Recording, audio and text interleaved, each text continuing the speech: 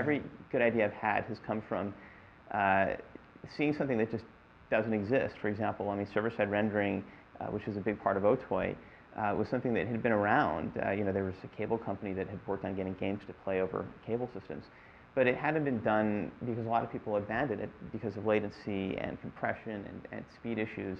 And so I decided, well, this is something that needs to be done, and I don't care if everyone says that this won't work, that won't work. There's other companies as well that have seen it, that have literally told me. I mean, this was just last week. Oh, server-side rendering maybe is 7 years down the line, or we thought it was 7 years down the line. Now, with what you've shown us, we're seeing we can do it today. This changes everything. And I guess the only reason why I went down the path, with this perseverance and certainty, was that I just pictured in my mind that all these pieces will fit together and they'll work.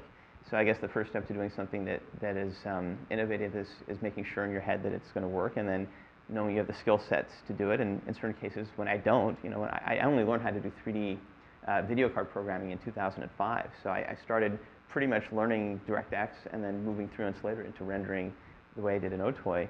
But I've also been able to pick things up very quickly.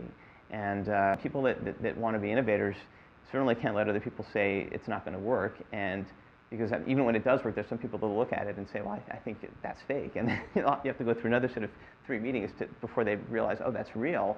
And wow, you did something very interesting. Coming up with new ideas is not a problem for me. I have too many. In fact, there's probably, I mean, I wish I was 10 people, because they're 90% of what I think that I don't have time to work on.